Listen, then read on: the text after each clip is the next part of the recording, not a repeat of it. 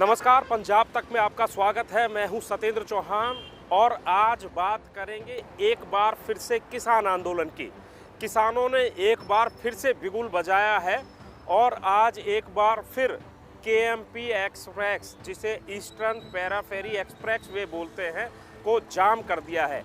लेकिन इसमें दिलचस्प बात यह है कि किसानों के साथ साथ सवाल यहाँ पर यह खड़ा होता है कि लखा सिधाना, जो दिल्ली लाल किले हिंसा का आरोपी है, मास्टरमाइंड है और दिल्ली पुलिस ने जिस पर 1 लाख रुपए का इनाम घोषित किया हुआ है, वो एक बार फिर से पुलिस को ठेंगा दिखाते हुए संगरूर से चलकर सीधा केएमपी पर पहुंचा है, सिंधु बॉर्डर पर पहुंचा है और सीधा उसने चैलेंज किया है कि कोई मुझे गिरफ्तार करके दिखाए। तो यहाँ पर सवाल ये खड़ा होता है, क्या किसानों ने बुलाया है या लखा सिधाना अपने आप आया है? दरअसल इसके पीछे की कहानी ये है कि लखा सिधाना और दीप सिद्धू, ये दोनों ही लोग पिछले काफ़ी दिनों से किसान आंदोलन को लेकर एक्टिव थे और इन दोनों की मंशा कहीं ना कहीं पंजाब की राजनीति में भी जाने की थी। यानी कि यहाँ तक कहा जा रहा है कि ये दोनों ही लोग एक राजनीतिक प्लेटफॉर्म, राजनीतिक मंच तैयार कर रहे थे और शायद दीप सिद्धू सलाखों के पीछे जा चुका है, लेकिन लखा सिधाना अभी बाहर है। और लखा सिधाना इससे पहले भी कई बार दिल्ली पुलिस को चुनौती दे चुका है।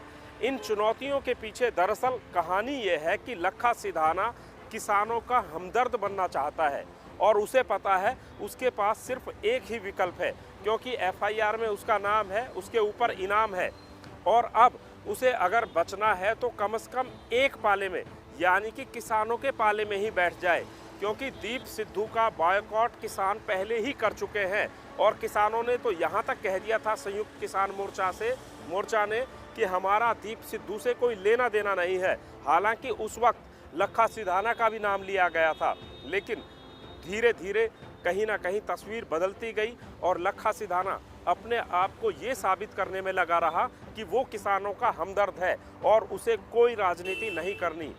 अगर सूत्रों की बात माने तो लखा सिधाना कहीं ना कहीं पंजाब से विधानसभा का चुनाव लड़ना चाहता है और इस चुनाव लड़ने से पहले वो कहीं ना कहीं अपने आप को एक राजनीतिक शहीद के रूप में स्थापित करना चाहता है।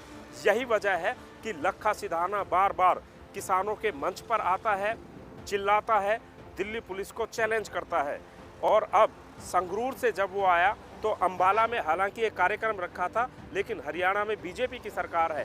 अंबाला पहुंचते पहुंचते इस कार्यक्रम को बदल दिया गया और लखा सिधाना सीधा सिंधु बॉर्डर पर पहुंचा है और उसने ये कहा है कि उसको अब किसानों का भी समर्थन है और किसानों के लिए वो कितनी बड़ी कुर्बानी दे सकता है।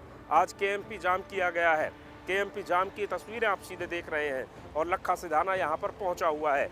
जाहिर सी बात है, लखा सिधाना भी चाहता है कि पुलिस उसे जब गिरफ्तार करे तो कम से कम वो किसानों के बीच में हो और अपनी इस गिरफ्तारी को एक शहादत के तौर पर कहीं ना कहीं लखा सिधाना दर्ज कराना चाहता है। यही वजह है कि वो लगातार किसानों के बीच में जा रहा है और चुनौतियां दे रहा है। रही बात किसान आंदोलन की, तो किसान आंदोलन लगातार एक बार फिर से कहीं ना कहीं किसान नेता इसमें दोबारा से जान फूंकने की कोशिश कर रहे हैं।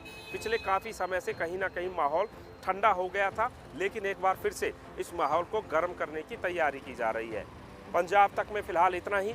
बाकी देश दुनिया, हरियाणा, पंजाब और हिमाचल की तमाम बड़ी खबरों, जानकारियों, विश्लेषण और अपडेट्स के लिए आप हमारे साथ जुड़े रहिए। पंजाब तक को लाइक, शेयर और सब्सक्राइब करते रहिए।